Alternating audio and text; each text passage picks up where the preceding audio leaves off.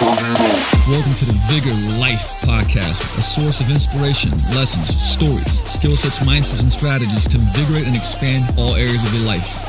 Let's go. What's going on? Coach Luka back here in the seat. It's been a little bit, but today what I wanted to actually share with you guys is this is some of the presentation that I went to do, or should I say a workshop that I went to do with Boeing, with their a bunch of their, I would say, higher leadership teams, or should I say department teams of different areas, which was really great for them to invite me in and talk about leadership and culture. And so this is, and once again, there's so much that I would say, this is one of the things that right now, somebody said, hey, what are you, studying the most right now? And it's, I do a whole lot of stuff, but I would say that those are two that are very, very, I would say, prevalent, meaning leadership, culture, and communication. Those are, I would say, probably the ones that I'm working on the most. And the question is why? Well, number one, I believe that culture beats strategy all the time. And that's the things that we're developing right now inside of Vigor and inside of the other companies, right? Because I feel like that's such a foundational thing. It's so important. And going around more now, from, like I said, where I'm doing, I would say also more consulting in bigger companies as well. I'm being called in and I love doing this stuff and seeing that, whether it's like I said, a company worth close to 100 billion, which that is, or whether it's a gym that's starting off or has been in, business for years, that part is foundational no matter what. Right? No matter what, if culture is not on point, if leadership is not on point, it's heading in a direction where it's just not going to do well. Period. That's what it comes down to. So, what I'm going to go over today is essentially, this is what I called it. It starts off with everyone's a leader, and building an unstoppable team through the 7C's, which is I've done a lot of stuff through John Gordon's courses. Went pretty deep on that. And so I'm filtering some of that through that philosophy, which I really like. And so some of it is this is going to be, I would say, kind of tagging along after we get through certain parts of this.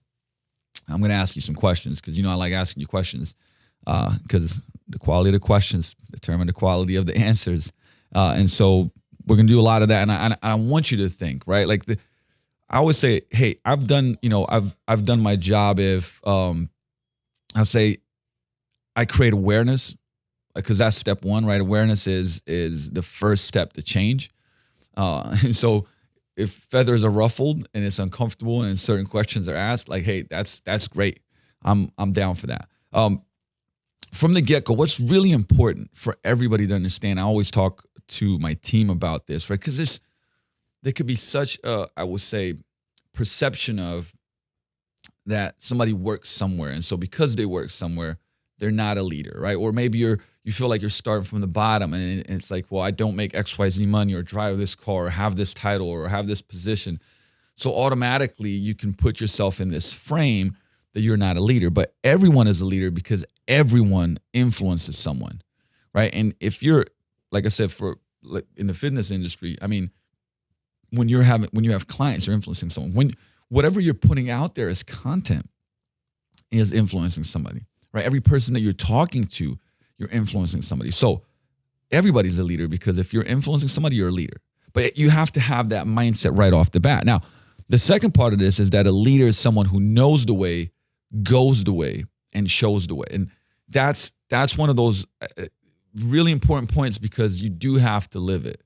Right? It doesn't mean you have to be perfect, but certainly you have to live it. And that's what we're going to start exploring a little bit, because once again, it's way more powerful that, I remember when I was playing, when I went to a junior college in upstate New York, and, when I was playing ball there, and every day, I had this structure, right? Cause it's I moved around so much in my life, to different places, different countries, and from when I was young, that I try to find these routines, right? I try to find routines so I could, obviously feel more, more comfortable, but also, when you're constantly changing environments, and sometimes you're going into these crazy environments, you have to find structure, because structure gives you less anxiety, right? And structure gives you some more freedom. I would say more peace of mind.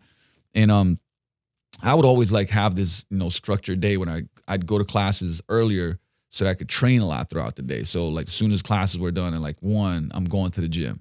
And I'm lifting weights first, and after I'm lifting weights, then I'm shooting around, and then there's a break, and then there's practice. And I would be in the gym like literally it's like on the dot, German engineering, same time. And, these guys would always keep coming in there, and like we'd never talk or nothing. But I was so consistent that, after a while, they're like, man, like this guy Lucas, man, he's a robot, he's a machine, he's always here at the same time, and man, like this is all he cares about, And but then we started communicating, and those guys started training with me, and anyways, we built a great relationship, and they got a lot of good results and whatnot. And this is like I said back in the college day. But my point of it is that I really didn't, at the beginning, I didn't talk much to anyone. I just created my structure. But the thing is like you got to like from those actions, people start saying, oh, this is the type of person this guy is, right? Because it's like you don't have to say anything. It's evident, like day 111, you know what I mean? Like showing up the same day, same time, putting in work, this, that, and the other. So you gotta show the way and show it by doing it. And like I said, and this also takes time, because guess what? Nobody said anything day 5 or day 7 or day 15 or day even like 45. But hey, day 100 something, it's like it starts because like there's a story now. Okay, so this is also what happens in your life, or what I see a lot of in, even personal relationships, but let's keep it like kind of centered around teams, organizations, and things like that, where you want to change something because you get that awareness, like, man, shit's not good here, and we got to change it. Things got to be better. And of course, then it's like you start doing stuff, and because you don't get instant feedback that things are changing, you get discouraged, and that kind of throws you off, and now you have this roller coaster of behavior again, right? Where really like that commitment to, that identity of who you want to become, we'll talk about that later, is, man, it's every day, because it's going to take time.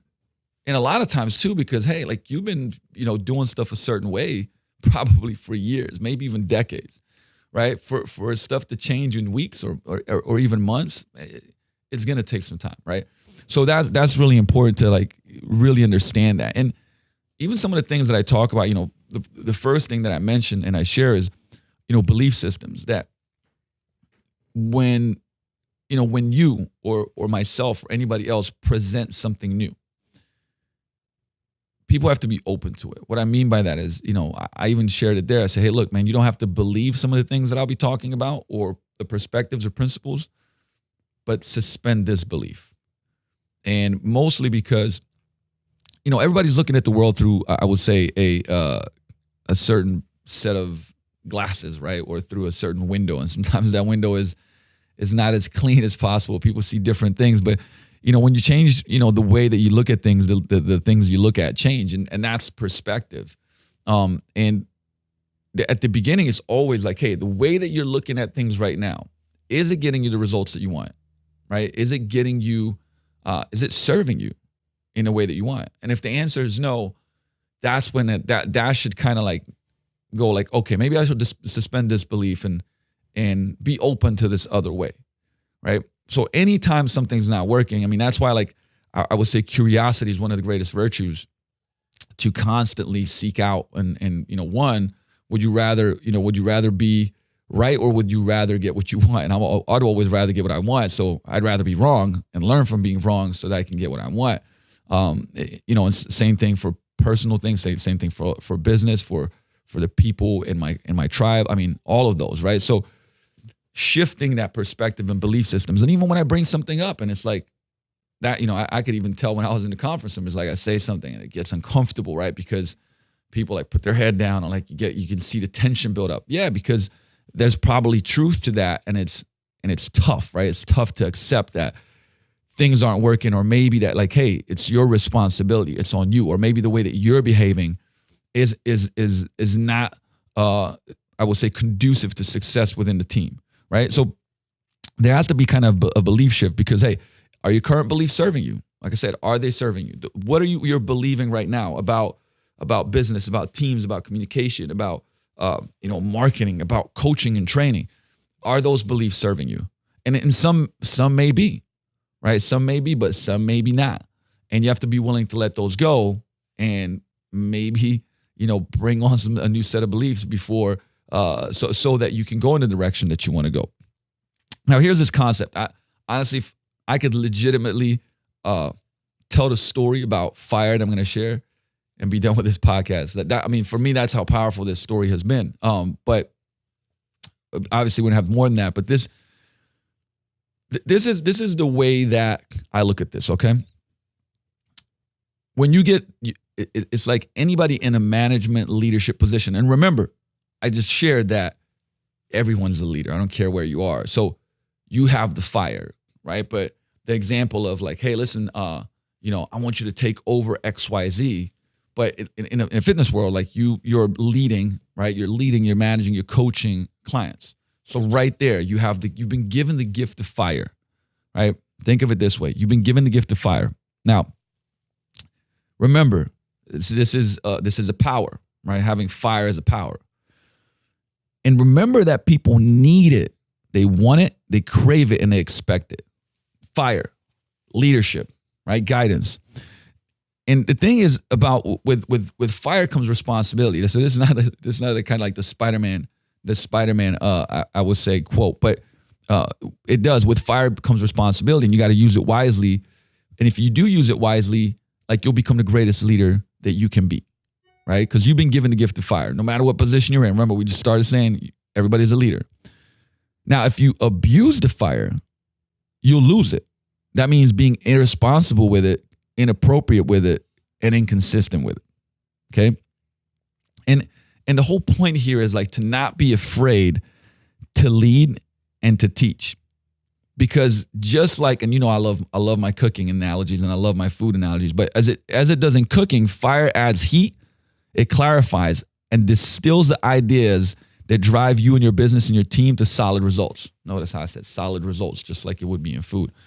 And so, once again, fire is power. Fire is a gift. And to be a great leader, first of all, you have to work on becoming a great person yourself. So why? So that you can use that fire responsibly, right? And in the right way so that you can affect the most people. But think of it this way. This is why I bring fire up, because it's such a great analogy for how it can be used within teams, within leadership, okay? Because you can use it as a torch, right? You can use fire as a torch. And that's a light for guidance and teaching, for leading and showing the way, right? Which I feel like that's one of the most important ones, is for guidance, teaching, showing the way, and leading, right? But then a fireplace, you can use the fire as a fireplace for warmth and empathy to make others feel safe. And know how important psychological safety is in the workplace and just in general amongst people, amongst relationships, right? If you don't have that, there's no trust. If there's no trust, you don't have great teams. You don't have people working for each other, right? So remember, we talked about a torch and a fireplace for warmth and empathy, making other people feel safe. Then you can use it as a campfire. As a campfire, use it to form bonds with team members and to inspire others and help them grow, right? Bringing people together to form bonds, because once again, talk about this later, like when you care about somebody, you're going to work harder for them, right? You're not going to quit when you care. So you form those bonds and inspire others to help them grow together. That's going to be important. Now, you can also use fire as a bonfire. Now, that way you rally the troops, you foster team culture, you get the team motivated, and you bring people together in a unified pursuit of a common goal. Right, which is, when it comes to any type of, like I would say, organization or business, man, when you bring people together and get them on fire and they look at the same common goal because they believe that reaching that goal and that vision is also going to fulfill like their vision, their personal vision, powerful. Right, so notice we're still staying with this analogy of fire, which you can use it for, right? Now, the other thing too, though, like you can use that fire to singe or scorch. And sometimes a leader has to do that with someone who's dishonest or disrespectful, whether it's to a teammate, whether it's to the division, the community, the supplier. I would say the JVs, because the team puts itself in grave danger when when integrity is compromised, right? When it allows integrity to be compromised, the values, the culture, right? As soon as you start damaging that, and I think I mentioned this in one of the previous podcasts, but this is an Arab saying, and it's, better to have 1,000 enemies outside the tent than one inside the tent. And I believe that, right? As soon as you start allowing that integrity to be broken, things start going wrong, and culture gets killed, right? So essentially to have this fire, you have to be able to, like, the things that I just shared as far as like how you can use fire to lead teams, in the best ways and bring them together. You have to be able to breathe fire from your belly, right? And Martin Rooney was one of the first people to say, hey, listen, man, if you want to get people on fire, you got to burn yourself. And so you got to be, I know Todd Durkin also says you got to be a fire-breathing dragon, but like, you have to breathe fire, right?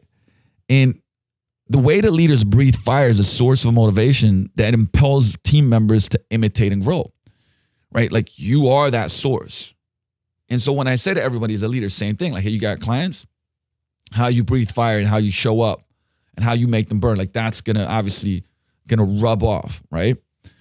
But you gotta, the thing is like, for you to breathe fire means you gotta have fire. So you must learn to use the fire in your own belly as a way to fuel and refuel your ongoing passion for your career, or basically anything else in your life, right? I mean, whether it's a relationship, whether it's your career, whether it's health and fitness in your body, right? Because if leaders lack fire, why would anyone want to follow them?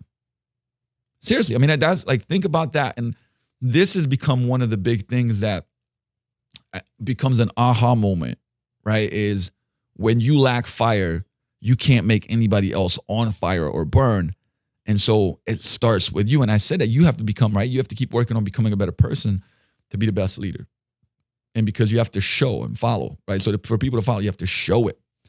And so the question becomes like, how do you fuel and refuel your ongoing passion, right? What are the things that you're doing? Now, we've talked about in previous podcasts a lot of times, right? How do you create your own personal power? And that's everything from, reading positive things and not just reading and listening and being, learning and being inspired and motivated yourself. So which means being around people that are inspirational, meaning that you get coaching, that you're led, that you're working on your body, both so you're the fittest that you can be, and you create personal power from that, right? The foods that you eat, how you show up and train, because guess what? That gives you confidence, right? The more energy that you have, the more power that you have, that's going to work. The better that your relationships are, the better that your environments are, and the more positive and challenging in a positive direction they are, same thing. Those are all things that are going to work, right? Spirituality, whether it means, journaling, whether it means going to church, whatever your religion may be or may not be, right? Those are all components of your own personal power. And the thing is, if you fuel those, man, then you can keep breathing fire. Like, that's what it comes down to, right? But you got to understand that, like, if you don't have it, how are you going to have others have it, right? How are you going to, I would say, rub it off on others? How are you going to breathe it onto others? And I say this because, and this is Ferdinand Fox said this, and it's the most powerful weapon on earth is the human soul on fire. And, it's something that might sound foo-fooish, but the reality is that it's not, it's not foo-fooish from a standpoint of, man, you see the inspiring stories of people doing incredible things, man, that's a human soul on fire right there, right? And my philosophy around this is like really kind of, I picked a lot of things up from John Wooden over the years.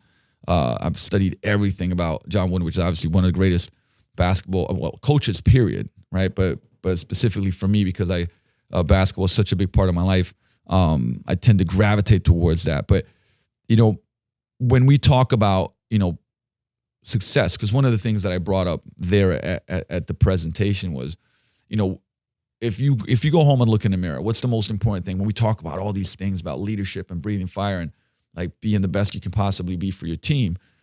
What does success mean? How can you, because you may not, you may fail, right, at the task, or you may not do as good as you wanted to do, or maybe you did, you put in work, but you're not there yet. Like, so what is the measure? Well, this is what John Wooden says, and success is a peace of mind, which is a direct result of self-satisfaction in knowing you did your best to become the best you're capable of becoming. I mean, really what he's saying is like, hey, did you fulfill your potential? Did you give your absolute best effort? And if you did, you're successful, even if you lost, right? Because guess what? Like, if you keep doing that, you're going to win. That's the whole point of it, right? So, I'm bringing this up because I'm saying like, hey, look, if every day you can do your best, and sometimes it's not going to be enough, right? It's not enough for what's required. Not right now, but if you keep giving your absolute best, like it will be enough, and you will win, and you're going to keep growing, and you're going to get there, right? And I tell the clients the same thing. Like, look, right now you can deadlift 200 pounds, right? You want to deadlift 400. Now, if you come in tomorrow and give your absolute best effort, you're still not going to deadlift, 400. Maybe you'll get 210, right? And then we're going to keep programming and being structured. And if you come in and bring your best effort in training and with nutrition and get your rest and recovery and do all the other things, you give your best effort, then someday, sooner rather than later, because if you keep putting your best effort, it's going to come sooner. You're going to get that 400. You're going to have what's required, right? But that's the marker. Like, that's the marker that I view and share with my team is like, hey, listen, like, did you do your absolute best? And if you did your absolute best and you didn't get the result that you wanted, right? You know what? It's okay. But you got to keep bringing that best and then learn from the mistakes and see what you got to still work on to get there. And that's basically my standard for that, okay? And with that, it comes to like this day one philosophy. The philosophy of day one is actually comes from a story that I got from, I would say from Chris Dudley. And I think it's Chris Dudley. And it's about, because this story is really going to kind of piece it together as far as what day one represents. And I love this. And I think this can be used in coaching with fitness and nutrition. I think this can be used in leadership. I think this can be used pretty much anywhere. And it was about Mustafa, who I can't remember in which, but it was an African country where the author went to speak or something like that. And they went on a dune buggy. Basically, it was like one day he was like, hey, I'm going to go ride these dune buggies over these massive, I would say, sand dunes, right? They're these 70 to 100 feet sand dunes. And it's like this adventurous, these dune buggies can really they can punch at really high speeds. Actually, I kind of know these because Joel Jameson, like when we go up to his cabin, this thing called the Razor, we'll go through the woods like 80 miles an hour. It's nutty. So it's like, you're kind of thinking like you're going to die most of the time. And it's great. I love it. But these are very, very similar.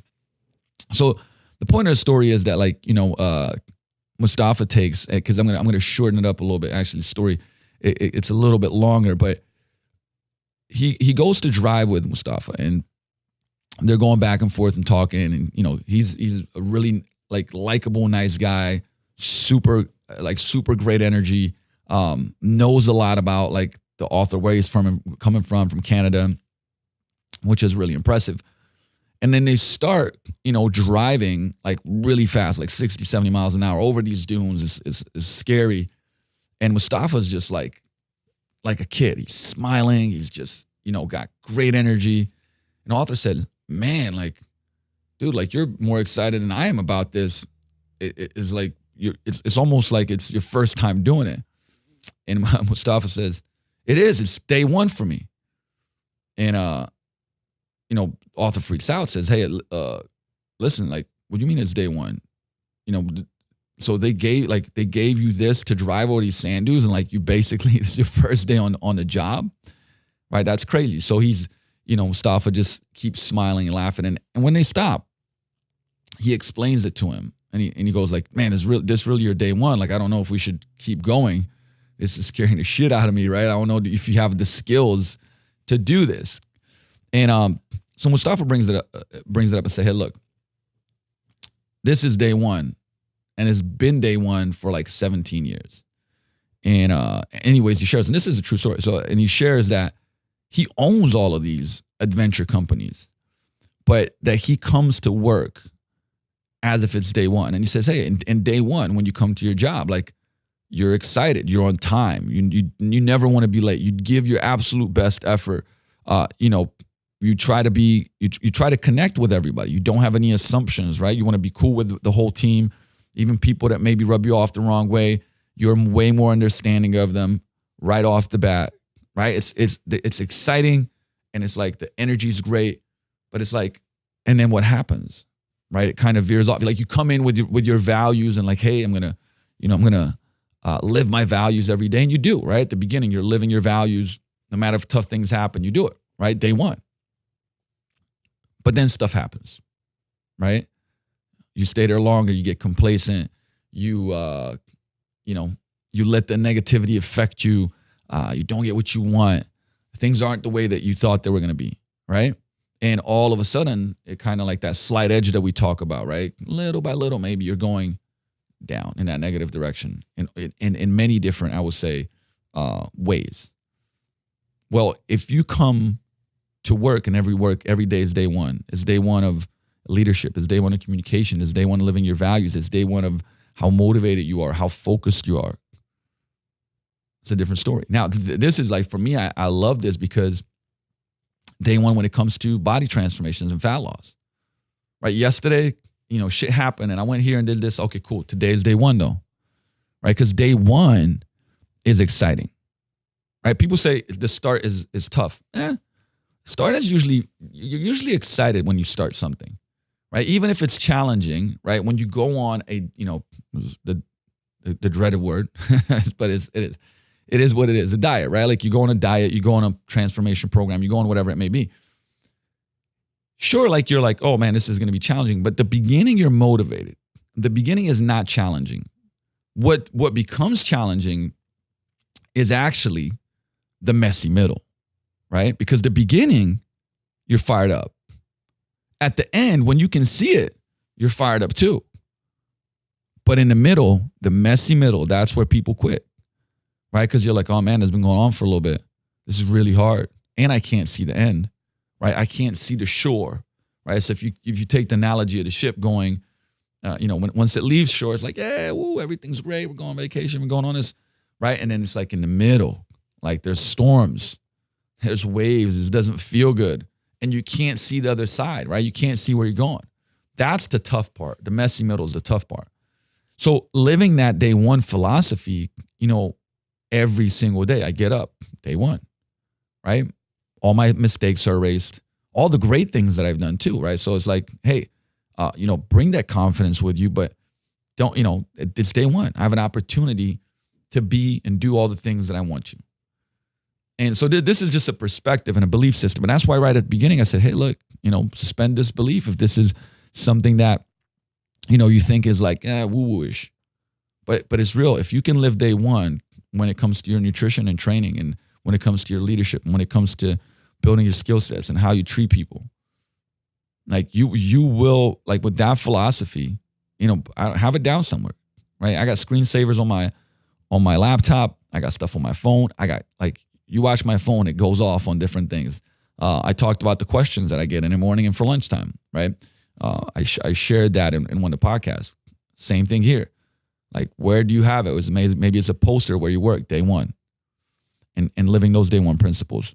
And so that's one of the things that, honestly, if we ended here and you kept that in mind, it should hopefully fire you up. And like I said, and this is the difference between it's not about just firing you up. It's like, whether it's listening to podcasts, I get up in the mornings and listen to things that kind of put that fire in my belly or remind me, right? It's like reminding you of who you are and who you want to become. Hey, that's why you got to have these, certain rituals. And Zig Ziglar says, it's like motivation is fleeting. Motivation is fleeting. It's like, sure, that's same thing with showering, right? You do it often. You got to motivate yourself. And I would say inspiration creates motivation. So what are the things that inspire you? That's usually going to motivate you. But what are the things going to remind you about your values? What are the things that are going to, keep you on point? And that's why for me, I read so much, right? I take time, and this will be a separate podcast as far as I take time to read. I mean, a lot of times, an hour a day is almost a minimum for me, but many times is an hour and a half, 2 hours. Some days it's 3 to 4 hours, if it's like weekends and stuff. If I'm traveling, I'm reading a ton. And not only reading, but thinking time. Warren Buffett talked a lot about this, that he spends, 45 to 60 minutes every day thinking, right? Reading and then thinking, because it prevents him from making dumb decisions and, having dumb tax. And like I said, I'm going to talk about that another time because I think it's really powerful and something people don't do enough of. And I'm trying to extend my thinking time per day, where I do about 20 minutes a day, 20, 25 minutes a day, like blocked off. I actually want to extend that, right? And, but the whole point of that is like that you have to get that from somewhere. And like I said, podcasts, reading books, watching videos that, like I said, that get you focused and create intent for your day. Like I said, journaling and writing, like those are important things. What are the things that you're going to focus on today? Having your values not only like written somewhere, but like that's why we do a lot of these things that we're doing inside of the gym. So it's like you see it everywhere. Okay. So with that said, I'm coming to the 7C's. Right, to building a winning team in business and in life, because once you're part of like family's a team, like these are all, I would say, because it's really easy to go like, oh, at work. No, anywhere these 7C's will be important. And number one is culture. Now we did a whole podcast on culture, as far as like the 10 big ideas about culture, what drives it, and how to be successful about it. So here's just going to be a shorter point. And I'm going to go over some things and then also like ask you some questions that will, and once again, like, hey, stop the podcast, fill out the questions. I mean, otherwise you may be avoiding this and nothing's going to happen, right? You got to be interactive with it. You got to be interactive with it. But culture drives expectations and beliefs. Expectations and beliefs drive behavior, and then behavior drives habits, and habits create the future. It creates who we become. But it all starts with culture. And the thing is, culture is invisible. I mean, what I mean by that is like, it's not invisible, but like I had a friend that has a business say today, well, we don't really have a culture. I'm like, no, you do. Like there's a culture. This question is, what is it? It might not be a positive culture. It might be a negative culture. It might be a very neutral, very fast changing culture because the values aren't instilled right strongly. There's no strong foundation. So you have a culture no matter what. The question is, what type of culture is it? And even though it can seem like a buzzword of our time, and it is, people are bringing it up all the time, the value of it cannot be understated, because I don't give a shit if it's, it's like if it's overused. Nonetheless, it's so important, right? Each team lives and breathes its own culture, and everyone on the team creates it every single day by what they think, what they say, and what they do. So remember, everybody together, collectively, created by what they think, what they say, and what they do. And basically, building culture begins with the question of, what do you stand for? Right? And once again, I encourage people to continuously, I would say, explore this, right? And really be clear on it. Because I think that's step number one, is that most people don't get really clear on it. Because, once you know what you stand for, the decisions become simpler. It's that value-based decision-making filter that you go through, right? What do you want to be known for? What defines your culture and what defines your team, right? And bringing it back to, remember, I started with that day one philosophy in the story about Mustafa. And so imagine that, when I talk about day one, I imagine that every accomplishment I've ever had, every mistake I made, every good and bad thing I've ever done is wiped clean. And I get to start fresh today, building myself into the type of person I want to be. And all I need to focus on is what I accomplished today and ensuring that it's in line with the person that I want to be. And so also like having everybody on the team feel and see that, how powerful that is. And so it's a 3-step process. I want to run through, like, if you're kind of like, where do I even start with that, right? Where do I even start with that? Remember, like, I'm going to link in the notes that podcast I talked about the 6 different questions for leadership, everyday leadership. But it's a 3-step process, right? Number one is like you identify a key value. So if it's, for instance, loyalty, right? Or something like that, or courage, or whatever it may be. Number two, you clearly define what that value means to you. Right now, that's the thing. It can mean very different things, and that's okay. Define what it means to you, right? Define what it means to you. And number three is operationalize that value by turning it into an action-oriented question you answer each day. So I think that's very important. That's why I shared before, because if you don't have a question that you ask yourself to live that value, then it's just like, oh, it's a cool word on the wall, right? Like you have to put it in on top of mind. And so the key is to ask yourself those questions throughout the day so they bring the values and action to the forefront of your mind, right? Rather than reflect on whether you did it later on, which is what a lot of people do. Hey, did I live these values? But if you ask yourself that question at the beginning, that's why I get the reminder at the beginning of the day and for lunchtime, right?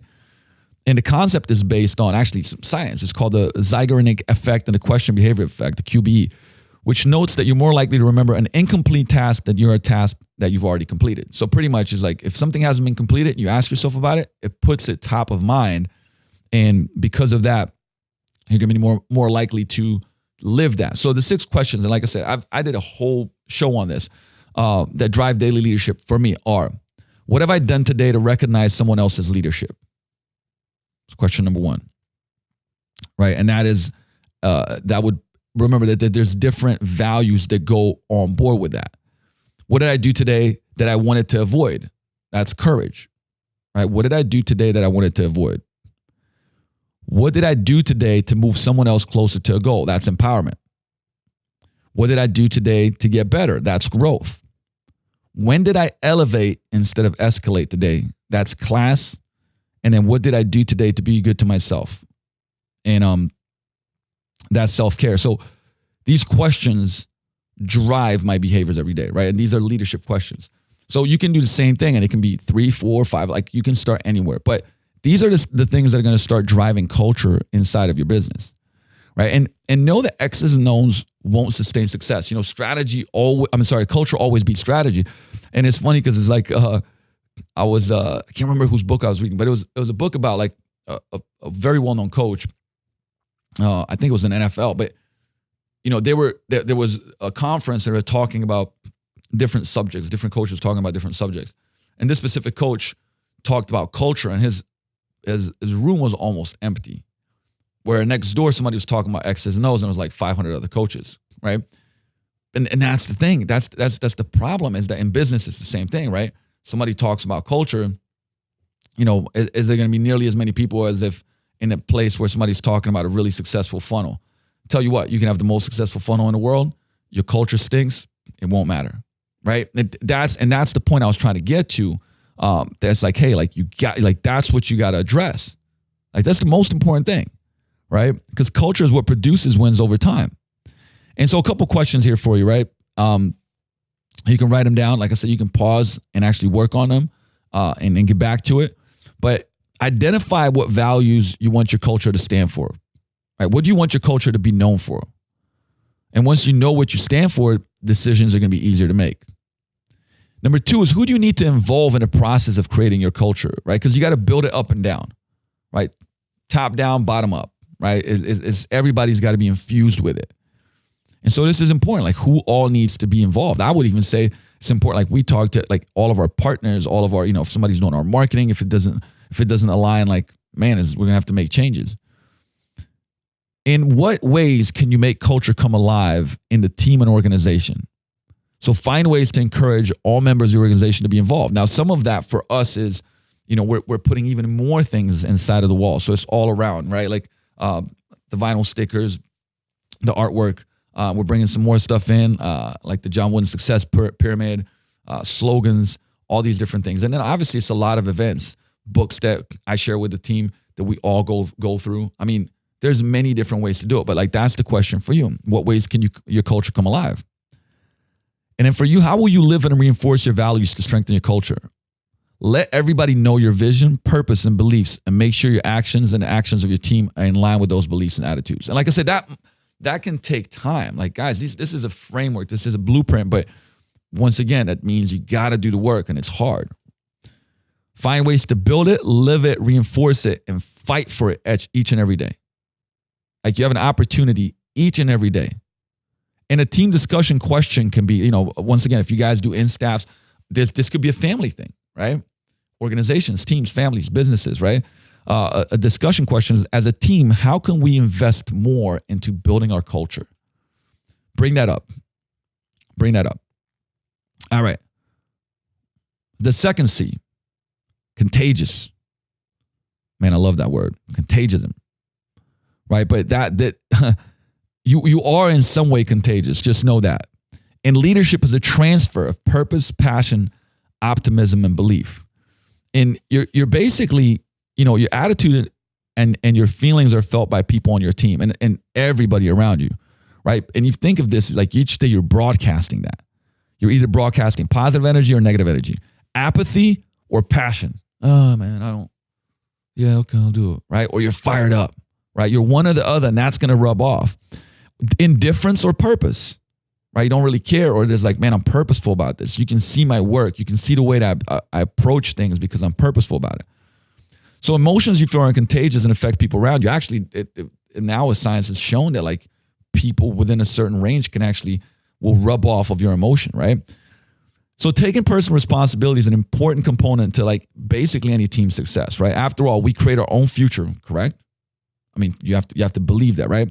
But a team's culture is not created by one person alone. It's crucial that each member of your team realizes that they're contagious every day and that each person on the team makes ownership of their own energy, right? Like everybody has to become aware of, hey, like, you're coming in this way. This is how you're rubbing off on somebody, right? This is how your energy, and the thing is on the team, on the clients, on everybody, right? So, and you're all contagious with one another. So sharing either positive or negative energy, it's happening, right? It's happening either way. And just like anything else, like we talked about belief, right? And how important it is for, I would say, the group to have a certain belief system, because the thing is that belief is like this. If you don't have it, you can't share it. So if you've ever seen people that, I don't know, the X's and O's, they got them dialed in, right, to the T. A great example would be somebody giving a presentation. Like they're doing all the right things, right, on a checklist, but you just can't connect, right? And maybe you can't connect because they don't have the belief or they don't have the purpose, so they can't share it. So even though they're doing all this stuff right on X's and O's, like there's it's not contagious in a positive way or in a believable way, right? And it's so important. The importance of filling your mind with the right thoughts and maintaining a positive attitude, particularly when the pressures, problem solving come your way, is crucial, right? So it's especially, of course, everybody can be in a positive mindset when shit is good, but it's like how do you keep that when things are bad? And that's where you fall back onto one, your vision, your beliefs, right? Your integrity, your values. And remember that a negative team player can sabotage an entire team's performance, right? Because he can give his team the gift of belief or the curse of doubt. One negative teammate can sabotage a team. One person can't make a team, but one person can break a team. And going back to that quote I said about, better to have 1,000 enemies outside the tent than one inside the tent. This connects right to this because that negative contagion also spreads, right? So to build a positively contagious team, you must not only feed the positive with positive vision, belief, and attitude, but you must also weed the negative from your team. Energy vampires in your team will sabotage all of the positive energy you're trying to create. Right. And so it's like you can, and once again, like, going back to like the Danny Meyer analogy, like the 51ers, you kind of like, sometimes it's difficult to take somebody from constantly being negative to positive. And if you recognize that, like, you got to cut that out, period. Right. I back to that quote. Right. And so it started like one of the things about negativity when it comes to contagism is the complaining. And many times people don't even realize how much they're complaining, right? But once you begin to catch yourself, you begin to stop yourself. And that makes all the difference. And when I was in a conference room, I said, hey, awareness is step number one. And I said, since I've been here, just like listening to stuff, I heard some complaining. So if I heard it like just in a couple of minutes before I started presenting, man, who knows how it really gets the rest of the time. And I think it was Eleanor Roosevelt's, quote that says, great minds discuss ideas, average minds discuss events, and small minds discuss people. And I think that's true, right? So when we find ourselves discussing people, unless it's shining light on great things that they do or using them as a great example, right? many times when it's a negative light, right? Many times we're gossiping or complaining about petty things. And sometimes the complaints are about people, but about things we just have no control over. Traffic, weather, this, that, like just finding shit to complain about, right? But it tells you like that's where your focus is going. So put it this way, or the market, the economy, you know what I mean? Like you find things that's like, oh man, like this sucks, right? And you start complaining. So I would have you consider like implementing the no complaining rule. This is also something I learned from John Gordon, but it's like, there's really 3 rules to this. It's very simple. It's simple, but it's powerful. So instill it, okay? 1, no mindless complaining. And if you stop yourself, right, and somebody says, hey, listen, is that a mindless complaint? Oh, shit, yeah, it is, right? 2, if you have a legitimate complaint, which is very likely sometimes, right, bring it to someone who can do something about it. So that's number 2, right? If you have a legitimate complaint, bring it to someone who can do something about it. Number 3, bring 1 or 2 possible solutions as well, right? So if you got a complaint, bring it to somebody who can do something about it, and then bring a solution or 2 as well. Because what it's going to do is going to train you to actually start seeing like how to fix it versus just complaining about stuff, right? Okay, cool. How can we do something about it? How can I do something about it? Okay. If you're complaining, you're not leading. If you're leading, you're not complaining. Remember that one. It's as true as it gets. If you're complaining, you're not leading. If you're leading, you're not complaining. Number 3 of the C's is being consistent.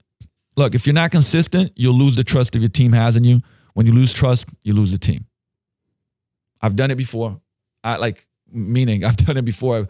I've lost trust. I've been inconsistent. I've shared some stories before about that and how important that is. And I think this was a story that Martin told me back in the day. But I remember my dad telling me this even before that, and I was remembered by Martin telling this story. But it's about fire, water, and trust walking through the woods. And they stop, and fire starts crying. It's like, hey, what if I get lost? What if you lose me? Say, oh well, just look for the smoke. That's where I'll be, right? They keep walking, and water goes like, oh man, what if I get lost, right? Well, just look for me in the grass, in the trees, right? The water drops. And then they stop and says, but trust says, but what if you lose me? Because if you lose me, like you'll never find me again, right? And that part of the story was teaching how important trust is, right? When you lose trust, it's hard to gain back. Possible, but very, very tough, very challenging, right? And even Warren Buffett was saying like, hey, look, you can build trust for 25 years, 25 years and lose it in, 5 minutes or 5 hours. The whole point is like you could have built something up for a long time and lose it fast. And so that's very important, right? And the kicker is like being consistent, right? It doesn't mean that you won't have moments of anger or frustration. The key is just to be who you are all the time, all year long, right? Your team must see that you stick to your principles and philosophy through adversity and challenges, okay? And that's one of the things I certainly would say I'm proud of for changing, because I used to be, if you look years back, I was an emotional roller coaster, sometimes making, things are great, everything's great. Things are down, I'm kind of losing my mind, like working my ass off, but losing my mind, and there's no consistency then in certain values, right? So that's massively important, right? And to build a winning team, you have to be consistent in your attitude, in your effort, and in your actions, right? Have a great attitude all the time so you can give your best in everything. You also want to be consistent in your desire to be great. The best of the best are consistent in their desire to be great. It's not like, hey, 1 year I want to be great, and for 6 months to 9 months I'm like I don't want to be that great. And then like the thing is, you take people along on the ride with you when you're like that. And so then when there's no consistency with the team, it's usually because there's no consistency with you, right? And once again, like these are hard lessons learned. And as I go through this, like this is also speaking to me. You know what I mean? Like how do we get constantly better at all these C's? And you have to consistently improve if you want to win consistently, period. Hard work, passion, and constant and consistent improvement is what results in success. And it has to become a part of life, because I kind of see sometimes people go like, man, I've been doing this for a while, and like kind of want to just, and it tells me that like, once again, you're not tired, you're just uninspired, right? You gotta get that fire in your belly so that you can breathe it, right? Because each year the best recommit themselves to being better than they were the year before. The question is like, how are you going to commit to that, right? How are you going to commit to that? And once again, like, look, it becomes one of those things where you have to check yourself, right? You have to have like this, I would say, you have to have filters for how your day is going, right? Like, and if you look at the Stoics, right, at the end of every day, they would assess the day. You know, when we've talked about like doing your 3 wins, but also going like, hey, what went great? Awesome. Like, what did I learn from that? What didn't go as well? Okay, how can I do that better? Right? Asking yourself those questions. But so remember, it's not always easy, but the character that you possess during a drought is what your team will remember during the harvest. This is powerful because you're going to go through tough times. Like if you know, in a relationship, you own a business, you're in a business, you're any type of career, like it's going to be hard times. Remember it. It's not easy, but the character you possess during the drought is what your team will remember during the harvest. And, you know, in James Clear's book, Atomic Habits, which is phenomenal, he talks about casting a vote for who you are. And we'll talk about that at the end, but like your identity, right? Anytime you do something, you cast a vote for the person that you want to become, right? If I open, and the thing is like, look, if I open a door for another person, you know, they're going into the store for a lady going into the store one time, I'm probably not going to be like, oh, I have great manners. But if I do it 200 times, now I'm going to be like, okay, that's the type of person I am, right? If I read for an hour once every couple of weeks, I'm not going to be like, oh, like, yeah, I'm a voracious reader. Now, if I read for an hour or 2 a day, after a year, I'm going to be like, man, I'm a voracious reader. That's my identity, right? So every time you do something, like that becomes your identity. Like you press the snooze button a lot, that becomes your identity, right? You constantly are distracted by social media, like, and you do that all the time. That becomes your identity. And you start believing that. So that's why it's so important, like the whole consistency part of it. Think of it as far as like casting votes for the person you want to be. So here's some questions for you. Determine, are you being consistent? In what ways can you be more consistent? So what are the most important things to address and how can you be more consistent? Like write those out. To be more consistent, what principles are going to guide you? You know, is it the day one questions? What else could it be? Like that those are the things that you have to answer so that it's autonomy, like you created it, right? How can you be more consistent with your actions to improve and grow? Is it daily reading? Is it the first 15, 20 minutes of the day? Getting something positive in that dome? Whatever it may be, like find that. Talk to your team about the disease of complacency, right? Like go to past and create a fresh start. Is that something that needs to happen right now? And also look for signs of complacency within your team or organization. Are you being complacent? How will you address it and overcome it? In what ways will you stay humble and hungry? I love that. Like the humble and hungry, man, always stay hungry, right? Like Cameron said, damn it, I'm hungry and I just ate. You know, I'm going to take them lyrics out. But, and also humble, because only humility can create like something like curiosity and, I would say allowing yourself to be wrong and fail so that you can get better. So keep those things in questions. And like I said, whether you need to pause right now and answer them, or do you need to, do it later on, either or. 4C, communicate. This is very important, okay? Remember this. When there is a void in communication, negativity will fill it. Fill the void with great communication. So whenever, like that's all I always tell people. What's the communication been like? Because most of the time when there's problems, it's not like people saying like, yeah, we've communicated a lot, sat down a ton, we've really, right? That's rare. Usually it's lack of communication and the stories in your head, kind of take on a life of their own, and you actually don't really understand each other. And like I said, there's no communication. Usually it's going to be negativity that fills the void. And communication is the foundation of every great relationship, right? It builds trust. It generates commitment. Commitment fosters teamwork, and teamwork delivers results. And I'm big, I'm big on sharing like the different, like I said, but like everybody should read Crucial Conversations. If you're in fitness, everybody should read Motivational Interviewing for Nutrition and Fitness, right? These are all like how to win friends and influence people. The 92 tricks for better communication. There's, and I'll share the books in the notes, but like there's a lot of different things that, one, not only reading them, but applying them all the time, right? Because a collection of talent will never grow into a winning team without great communication, right? I mean, you could have the best of the best of the best, and it's divided because there's a lack of communication, and it's not going to happen. There's not going to be massive success, because strong relationships are built when people care enough to communicate. Like there's got to be care for you to communicate, right? And communication is more about listening than it is about speaking. We talked about one of the most powerful things, right? Being an active listener, asking great questions.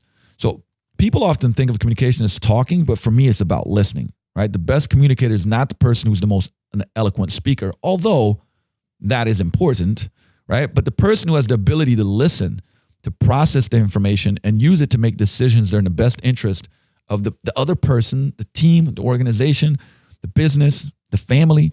And the best listeners truly hear what a person is saying, like, and try to convey it. So here's a 4-step process of like taking the temperature, right? People say like having a pulse on stuff, right? But I'm like, this is also a great way, like taking the temperature. Number one, the 4-step process is this, for better communication. Number one, ask questions. And then what do you need to ask questions of? I mean, remember when I said think time? Like in my think time, a lot of times, I think about what questions to ask myself. I try to create a better question because I know a better question will give me a better answer. Now, that's actually the mistake a lot of people is they ask crappy questions. So then they get bad answers, and then they try to create the machine or the strategy for the wrong answer. And of course, then that's not going to be a good result. So ask questions. What do you need to ask questions of? Number 2 is listen. What are they really saying? Right? But not just like, also what are they really saying between the lines? If you are able to keep asking questions, be engaged in the conversation, be an active listener, and be empathic, that empathic listening, which is really, really powerful, you're going to find out more. And then number 3, you're going to learn from that, right? What situation do you become aware of that you didn't know before? Because if you truly listen, you ask the right questions, you're going to get data and information that you didn't know before. And then 4 is decide, right? Because how do you use this information going forward? So that's how like taking the temperature and kind of like any relationship or team goes, right? Ask questions, you listen, you learn, and then you decide. So when communication is working at its best, everybody's talking and relationships are being developed. I'm going to pause there because everybody's talking and relationships are being developed. That's important, right? But there's one final piece to communication that can't be ignored, and that's collaboration. And that's something that you want to do, right? Communication without collaboration leads to underperformance. But when you have a collaborative team and you work closely together to be great, that's when you produce something very special, right? Because you can communicate well, but don't collaborate, which means that you have to have that in mind, right? So just think about that, like in any piece of any team that you're part of, how does that look like? Where, you might be communicating, but then you don't have an effort to collaborate, right? And it's like, man, let's win together. To me, it's always that saying, for the good of all, right? I want to win, but I want you to win too. If I win and you lose and you're on my team, man, that's not a win. That's not a good thing, right? And the last part of communication we need to discuss here is the communication of your message to your team. Remember, communicating takes consistency, going back to that C, because the message that's being conveyed must be reinforced over and over and over again and ingrained into the minds of those in your team. So that goes from everything from what's around you, the things that you share every day, from in-staffs and team meetings, the content that you put out, right? The content that you put out is part of the consistent communication. I remember one time when I was talking to Berardi, it's like, hey, how do you share the culture, on a team that's not physically here, right? Because like PN is built around, it's remote. Everybody's all across the world. And one of the many, I would say very insightful things he shared was like, well, everything that's written, like every article and blog post that's written that people read, every podcast that gets put out, everything that gets said, every video, all of those things build communication and build that culture, right? And I've said this before, and one of my favorite things is perspectives is, does your audio match your video? Are the things that you're saying matching the things that you're doing? It's one of the most important things in life. Not just, like I said, forget business. I mean, just life. Are you the person that you say you are, right? Are you doing the things that you're saying that you're doing? And, Stemmo was, man, like one sentence, do what you said you do when you said you do it. When you do that, like that's integrity. That's how you build trust. And you'll know your message is being accepted when you hear it being talked about, repeated, and seeing it lived out wherever you go and whenever you go in your team, in your organization, in your business.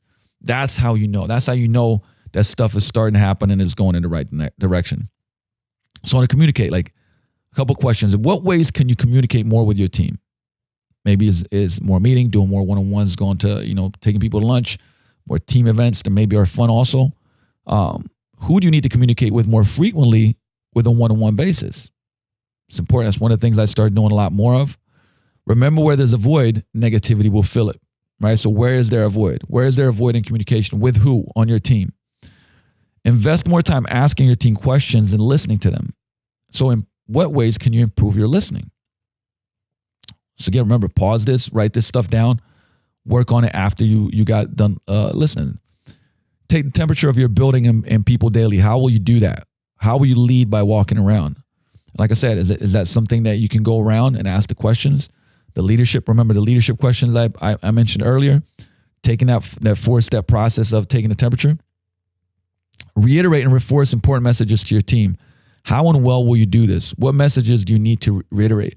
I've shared with a lot of people that they haven't actually maybe even done a post on, writing a manifesto. I remember Nate Green wrote that manifesto. It's like, what's the manifesto of your, beliefs in your team?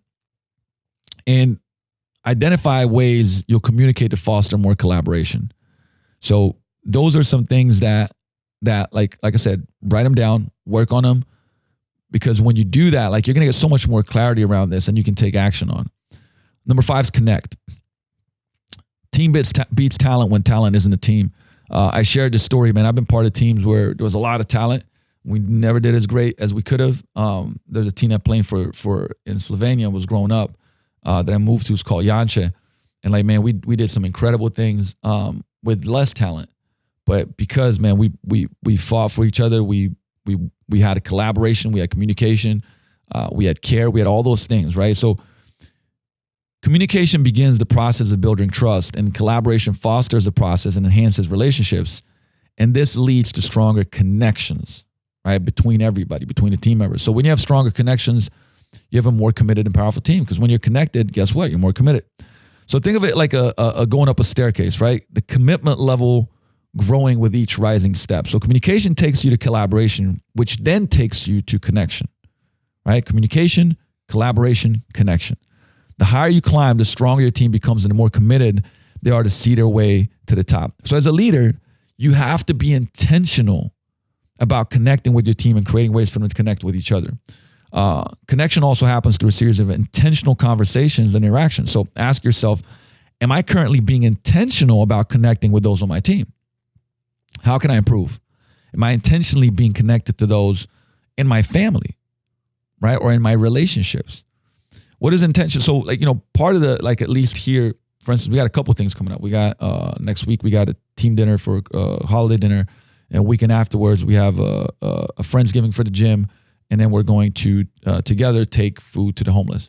And we also have a couple of, I would say, a number of charity building events to buy gifts for families for the holidays. And we have a whole bunch of different things that we're doing there. Those are some of the ways that we create connection. But then also, like I said, team dinners frequently, in staffs, doing things together. Now, this is more on the business side of things, but same thing. How does that look like, in your personal life or in your relationships, right? Remember, when you're a team that does not connect, you'll be a team that fails to win, right? When you're a team that does not connect, you'll be a team that fails to win. A couple of things here. So these are some great exercises, right? A number of great exercises you can do with a team. We did this one. So what's one word? So the one word exercise is each team member chooses a word for the year and commits to living that word.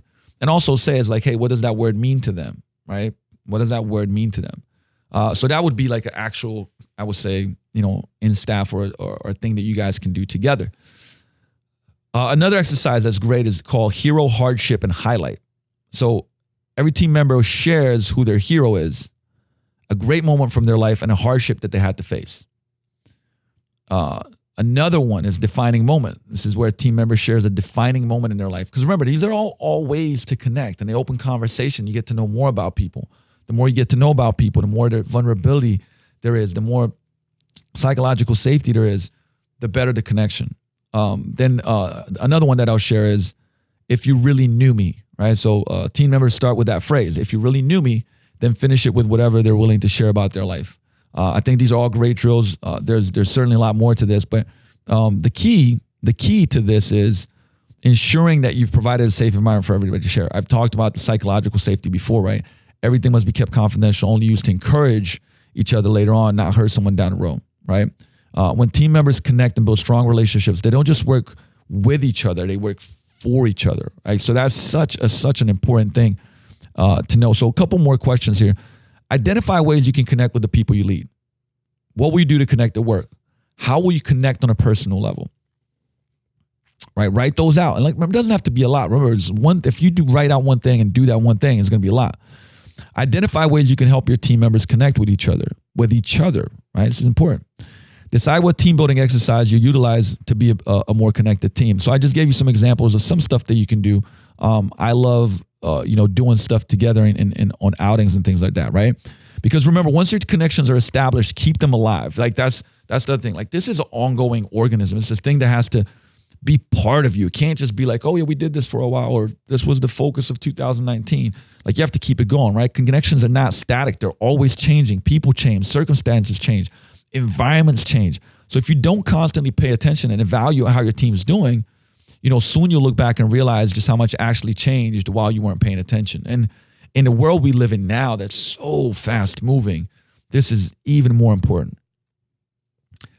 So maybe you used to be somebody of constant connection, but busyness, stress, and stuff happen, and the connections aren't as strong anymore. So how can you improve that and continue to grow the already strong connections? Because I for sure know that like we went through phases, where my personal life or other people's personal lives happen, and it's tough things, and in those times you forget to connect, and it kind of creates disconnect, and that disconnect once again creates space for negativity, right? So the connection that you create today will be the bond that strengthens your team tomorrow. Remember that. We're almost there. Last two, commitment. It's not about you. It's about committing yourself to the team. I shared like that insight a while back where, I would find myself complaining, which remember we talked about people not being committed. And I had to like look at myself in the mirror and say, hey, am I fully committed to everything and everybody?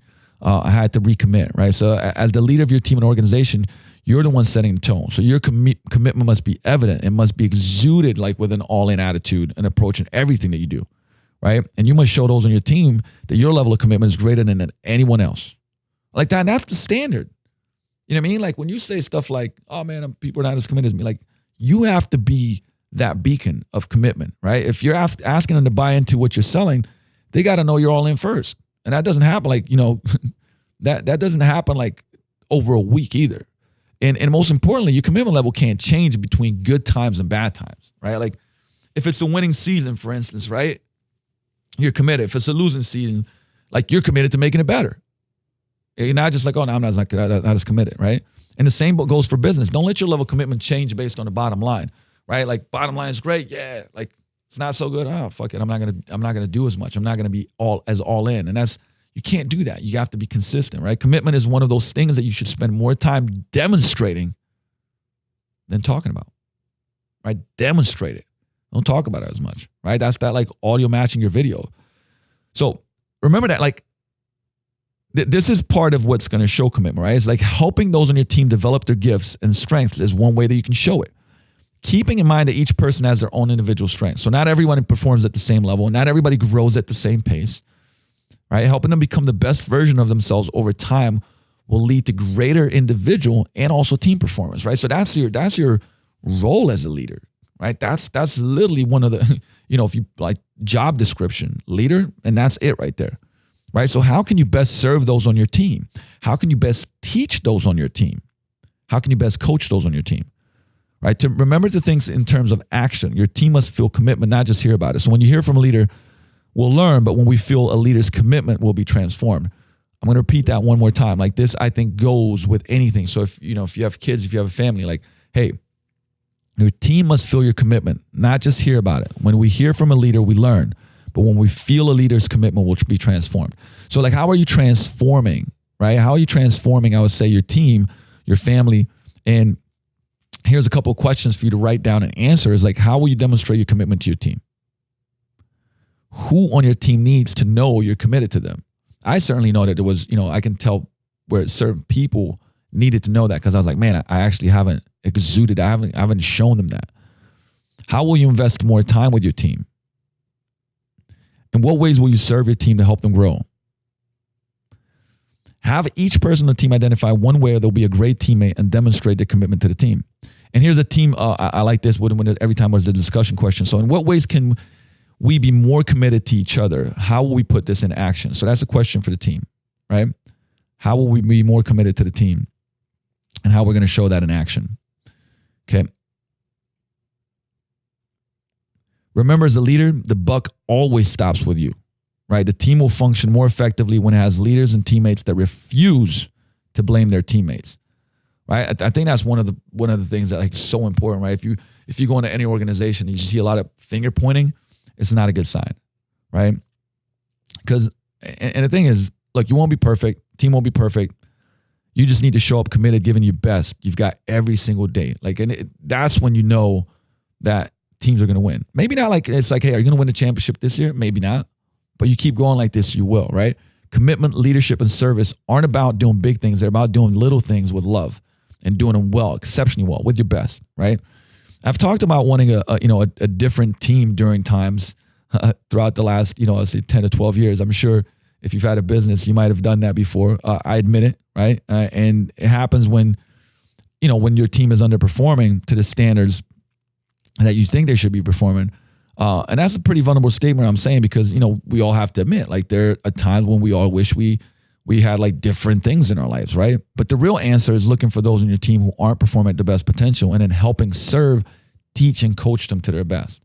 Like, it's your responsibility. It's your responsibility, right? Remember, the commitment requires sacrifice, right? How can you help yourself and others let go of the ego and work well together as a team? So, going to the last one, care. And I think without this, is nothing really matters, right? Relationships are the foundation upon which winning teams are built. And all great relationships are based on value, respect, love, trust, and care. It has to be present. So, caring trademark, how does it come off in like anything, in like work, right? So in a story about, like, if you guys have read anything, I've read everything about Steve Jobs, how when his father was helping him learn to be a craftsman, and in the story, the young Steve Jobs is questioning his dad when they're building back of the fence, like, why are you making the back of the fence really nice and doing work on it? Nobody will see it. Who'll know? And his dad says, you'll know. And so, and there's actually the story part of like, why Mac and Apple computers are, if you open them up, they're beautiful inside, even though nobody ever sees them, right? But that was part of why he made it, because he knew and he wanted everything to be craftsman-like. He wanted to be, he cared about the product, right? He cared about it. So think about a time when you went into business where you felt like, they didn't care about you, right? Restaurant, any type of service business, massage, anything, right? And then use some words to describe how you felt when you left. Probably not good, right? Now think about a time when you were made to feel like you mattered. Use those same words to describe how you felt. Yeah, you can tell the difference, right? You're probably thinking about something right now where you're like pissed off, and something that was very uplifting, and you might still, been a customer for a really long time. So when you care more, you give a little more time. You give a little bit more effort. You give a little bit more energy and love, and a little more love, or a lot more love, to the things and people that you care about. So when you care, like, you're just going to do better for those people. That's why it's so important, right? Caring is the ultimate team building strategy, and people make it complicated, but it's simple. Look, care about the work that you do. Surround yourself with people who care. Show your team you care about them. Build a team that cares about one another. And then together show your customers, your clients, your fans, that you're about them. So when we make caring a strategy and create a culture of caring, we stand out and create success that lasts, period. Like, if you do that, like, you'll have a better business. And to have some questions on this side of the care is identify ways to create a culture of caring. So when you care for and about your team, they'll perform at a higher level. So how does that look like, right? How does that look like? Are you a transformational or transactional coach? Like, look for ways to be more transformational. Don't make it transaction. It's like, what am I getting out of this? It's just like an exchange. be transformational? How can you put love, love tough into action? So think about this, right? Like, I love this quote that is, people say tough love. And I've learned that like love has to come first in that, right? So it's love tough, right? Love tough. When you show people that you love them, you can be tougher, right? You have to show them that you care first. And then when people know how much you care, you can be tough and challenge them, right? But if you don't, like, then that doesn't work. It just doesn't work, right? So what is your caring trademark, right? How will you show you care and put this in action, both for your team and your clients? And here's a team discussion questions. Like, how can we show each other that we care about each other? That's a powerful question. How can we show each other that we care about each other? How can we be a team that cares more about our effort and about our relationships? Right? Team discussion question. And I'll finish this all off. Like I said, that's the 7th season. And that's a lot. I mean, that's a lot. Like, look, when you go over this stuff and even some of the questions, they might bring out one thing that you're like, oh shit, like, man, we're not doing this. Look, if you put one or a couple of things into play and for the next year, you're doing those and really showing those, like, you're going to have a better culture. You're going to have a better connection. You're going to have a better team. You're going to care more. You're going to love work more, period. Right. And remember that it starts with you. Cause one of the things that I finished off with there, like, especially when you go to bigger organizations, is a tendency like to, this could be anywhere, right? Like, you can start going, well, but like, the higher ups or this, that, the other. You have the power to change you. You have the power to be contagious to the people around you. So maybe it's a smaller team that's part of a massive, company, or maybe it's a small company and it's a couple of teams, whatever it may be, right? Like, take that responsibility. Because remember, like, there's outcomes, like that's the goals that we want to achieve. And then there's your performance, which is the actions that you take, like the how, right? The what and the how. But then there's the person that you believe that you are, and that's your identity. And so the things that I talked about, right? If every day you ask yourself, like, who do I want to become? And you match it to some of the things that we talked about. Like, hey, I want to be a great leader. I want to embody these 7C's and be great at them so that like the team will excel. That I am the beacon. And like I said, I'm living and showing the way, right? Knowing and showing the way. But that means it's fully on you, right? You can't affect, like, put it this way, you can't affect, but you can't, that's out of your control how the other people behave, but you can influence, right? And you can lead people to a better place. And that's your responsibility as a leader. And like I said, you are a leader, right? You got the gift of fire. How are you going to use that fire? Remember, if you use it responsibly, it gets taken away. Use it in a best of ways and utilize it in a smart way, man, you'll become the greatest leader you can be. So with that said, I hope that, that helped out. Like I said, this really is a lot of my personal philosophy around it. I mean, I only had so much time to present on this. But once again, I wanted to share it with, as many people as possible, and that, this is something that you actually apply and you sit down, you answer those questions, you have team meetings, you have team discussions, you have discussions in the family, because that's your team too. I would say that's your team first. But how are you going to now use this? Because like I said, every time I do a podcast, I really want it to be, like I said, not transactional, but transformational. So you take one thing from it, you do it, and you actually see results. And that's what makes the difference. And that's what's fulfilling to me. So with that said, hey, look, I appreciate you guys putting in the reviews. I appreciate the 5-star reviews. Love the comments. Keep them coming. Like, when you share this, when you, when it spreads, like, that's how we make an effect. And that's why I'm doing this for. I love and appreciate you. And you'll see me in the next episode of Vigor Life Podcast. Coach Luka out.